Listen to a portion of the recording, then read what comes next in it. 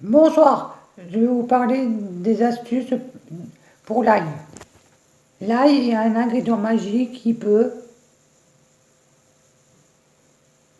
transformer un plat cru ou cuit. L'ail est plus qu'un simple condiment, sa saveur intense et sa polyvalence en fait un ingrédient incontournable pour toute passionnée de cuisine. Il appartient à la même famille que les oignons, les poireaux, les échalotes. Au-delà de son goût puissant, l'ail offre également des bienfaits pour la santé, grâce à sa propriété antioxydante qui aide à combattre les radicaux libres et à renforcer le système immunitaire. Il est aussi reconnu pour ses effets positifs sur la santé cardiovasculaire en contribuant à abaisser la tension, la pression artérielle et à réduire le taux de cholestérol. Quelle différence entre l'ail frais et l'ail séché? L'ail frais est plus doux et plus juteux que la variété sèche. Il convient mieux aux préparations froides telles que les salades et les vinaigrettes.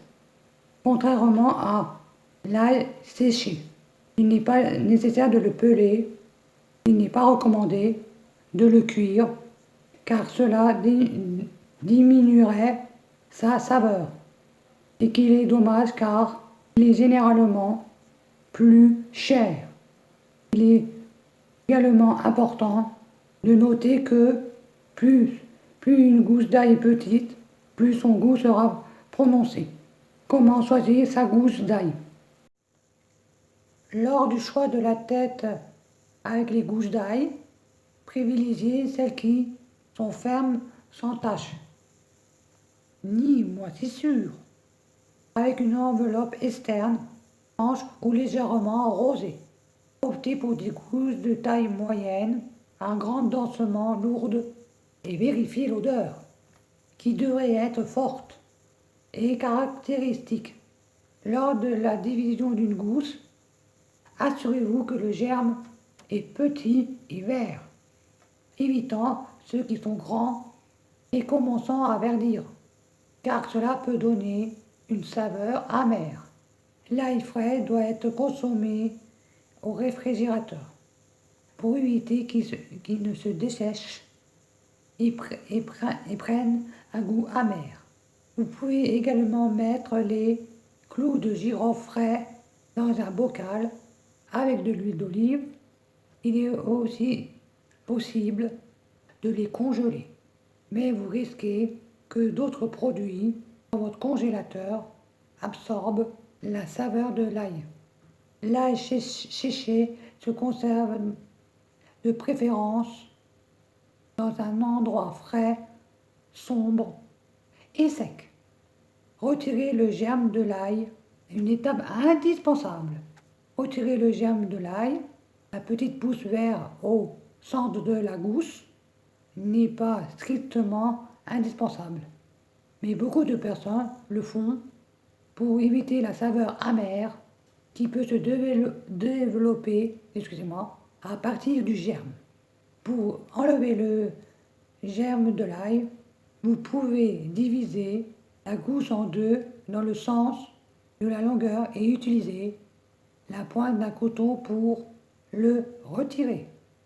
Cependant, certains chefs estiment si le germe n'est pas trop grand, il peut être laissé en place sans problème.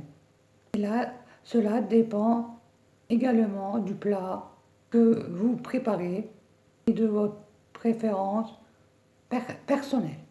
Comment bien couper l'ail en fonction des recettes?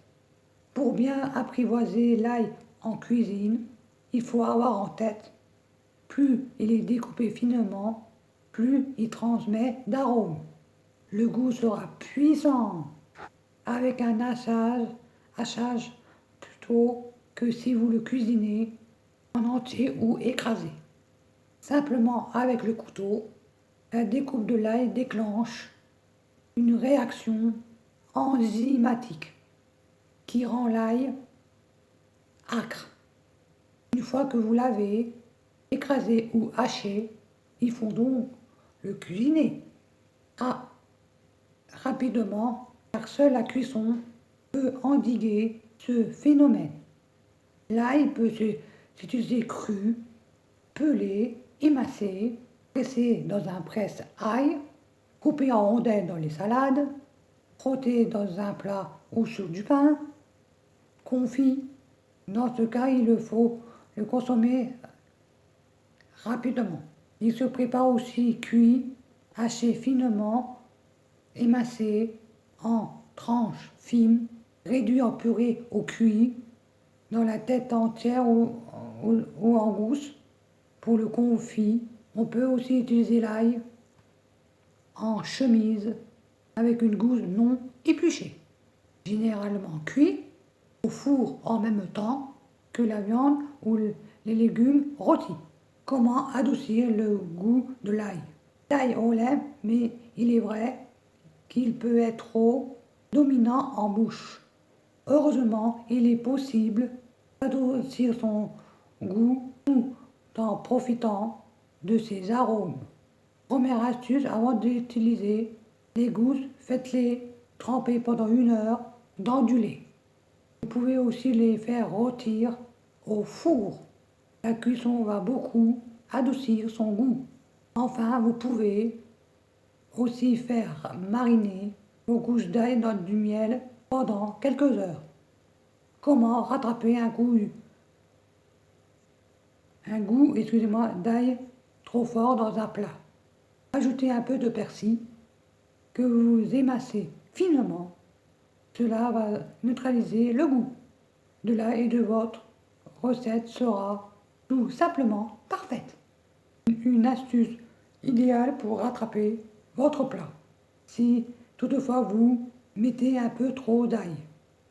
Cuit ou cru, le bienfait de l'ail sont nombreux. Les effets bénéfiques de l'ail sont vantés depuis des décennies: antimicrobiens, antioxydants, bon pour le système immunitaire, pour la tension artérielle et pour le cholestérol. C'est sans aucun doute un super aliment pour la santé. Il est bénéfique sur la diminution du taux de cholestérol comme sur celui des triglycémies. Il est également associé à la prévention du cancer et des maladies cardiovasculaires. Le bulbe de l'ail, notamment, est un concentré de minéraux et une très bonne source de manganèse, de phosphore, de sélénium et de cuivre. De nombreux types de cuisine l'ont adopté comme base pour la plupart de leurs plats. Et certains moyens de le consommer semblent être plus efficaces que d'autres, notamment le fait de le manger cru. Ail cru, pourquoi il est bon pour la santé? Dans la plupart des cas, les herbes fraîches et les épices contiennent de niveaux antioxydants plus élevés que les produits secs ou transformés. L'ail cru n'est pas une exception. Il serait 1,5 fois plus puissant que sa version en poudre ou séchée. Pour maximiser ses bienfaits, la meilleure technique consiste à écraser ou couper chaque gousse et les laisser respirer de 10 à 15 minutes à air ambiante. Voici comment consommer de l'ail et comment le préparer. Je vous souhaite une bonne soirée.